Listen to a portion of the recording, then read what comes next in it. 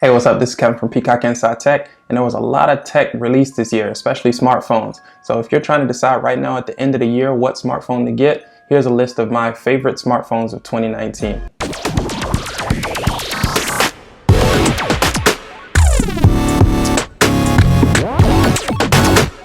For this video, I've chosen my favorite smartphones of 2019 in 3 different price ranges. For each price range, I've picked 2 phones. I'm hoping this might help you choose which phone to buy since there are a lot of phones to choose from in 2019. Also, I only recommend phones that I've tested, so I'm pretty sure there are a lot of other great phones out there, but I can only speak for the ones that I've tested. Now for my favorite phones priced between 400 and 600 euros. Starting with the Xiaomi Mi 90 Pro, this phone can compete with phones that are way more expensive. It's sleek, well built, has a great notchless display, and is nicely spec'd with a high-end processor and a big battery. You can watch my review of this phone for more details, but every time somebody asks me what phone should they buy that's less than 500 euros, I recommend the Mi 90 Pro. Or my other favorite mid-range phone, which is the Google Pixel 3a. The Pixel 3a comes with an awesome high-end pixel camera, the same one you get on its more expensive bigger brother. It also has a pure Google software experience that I love. That means you always get the newest Android updates as soon as they're released. It's not as sexy as the Mi 90 Pro, but it's a great phone starting at around 350 euros. Now for my favorite phones between 600 and 800 euros. This is the sweet spot for me. I feel like this is the price range where you can get the best bang for your buck because you can get a high-end premium phone with everything you need and more. For example, the Oneplus 7T Pro.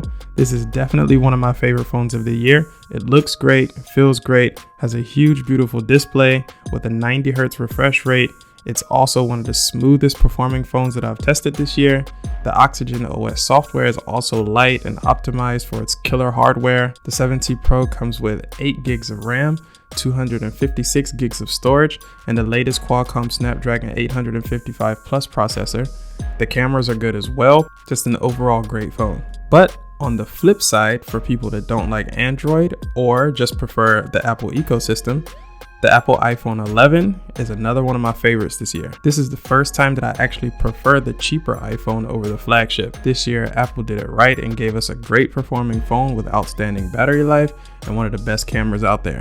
The rest is what you come to expect from Apple with long software support and premium hardware. So if you are an Apple fan or someone that just doesn't care about the operating system, I think the iPhone 11 is probably the safest bet because it will last you for the next 4 years at least, and it's a really reliable phone.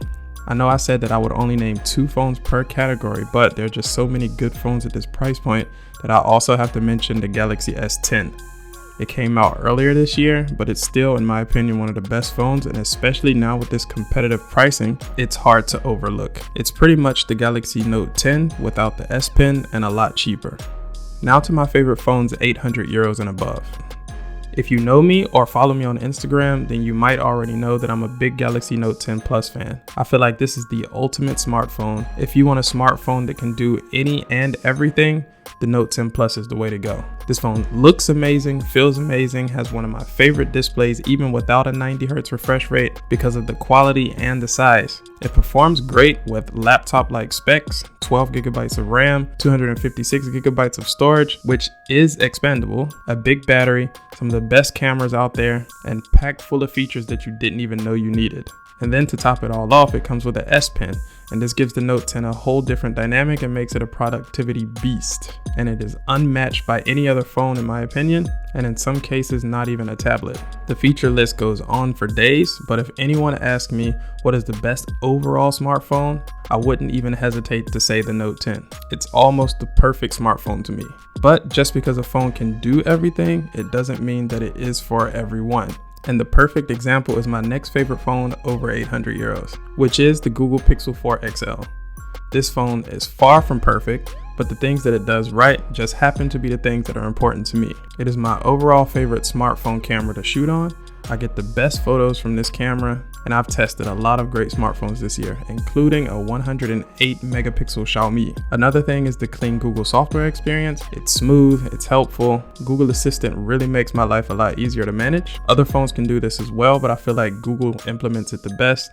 And if you want to know more about the Pixel 4, check out my review, linked here. I tried to choose phones that would appeal to the majority of the people. Of course, there are phones that excel more in certain areas, for example, camera.